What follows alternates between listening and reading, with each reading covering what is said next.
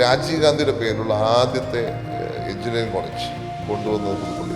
ഇന്ത്യയിൽ രാജീവ് ഗാന്ധിക്ക് ഒരു ഇൻസ്റ്റിറ്റ്യൂട്ട്, ഒരു സ്മാരകം നിർമ്മിച്ചത് പുതുപ്പള്ളിയിലെ ഇൻസ്റ്റിറ്റ്യൂട്ട് ഓഫ് ടെക്നോളജിയാണ്. പിന്നെ ഫിലിം ഇൻസ്റ്റിറ്റ്യൂട്ട് ഒരു പൂനെയിലെ ഫിലിം ഇൻസ്റ്റിറ്റ്യൂട്ടോടൊപ്പം തന്നെ കിടപിടിക്കും. ഈ സർക്കാർ പക്ഷേ 9 വർഷമായിട്ട് അതിന്റെ പ്രവർത്തനം മന്ദീഭവിച്ചു. ഒരു ഫിലിം ഫെസ്റ്റിവൽ പോലും നടത്താൻ ഇവരെ സംബന്ധിച്ചു.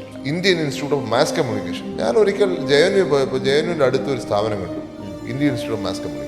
അതേ സ്ഥാപനം കേരളത്തിൽ പുതുപ്പള്ളിയിലുണ്ട്, പക്ഷെ അതിന്റെ ഉദ്ഘാടനം സർക്കാർ സമ്മതിച്ചിട്ടില്ല. ഇത്രയും ഇൻസ്റ്റിറ്റ്യൂട്ടുകളുണ്ട്, 110 സ്കൂളുകളുണ്ട്. ഇപ്പോൾ M.Tech വരെ, UKG തൊട്ട് M.Tech വരെ പഠിക്കാനുള്ള സംവിധാനമുണ്ട്. എല്ലാ പഞ്ചായത്തിനും ആയുഷിന്റെ ഡിസ്പെൻസറി ഉണ്ട്, ഹോസ്പിറ്റലുണ്ട്. CHC അല്ലെ PHC എല്ലാ പഞ്ചായത്തിലും ഉണ്ട്. 45 വയസ്സിന് താഴെയുള്ള മുഴുവൻ ആളുകളും SSLC പാസ്സായ മുനിസിപ്പാലിറ്റി നിലമ്പൂർ. ഇപ്പം ലൈഫ് പദ്ധതിയാണല്ലോ പറയുന്നത്. ഞാൻ 5 വർഷം പഞ്ചായത്ത് പ്രസിഡന്റായപ്പോൾ 1036 വീട് കൊടുത്തിട്ടുണ്ട് 5 വർഷം കൊണ്ട്. എനിക്ക് ഏറ്റവും കൂടുതൽ മുനിസിപ്പാലിറ്റിയിൽ വീട് കൊടുക്കാൻ കഴിഞ്ഞത് only because of Oommen Chandy sir.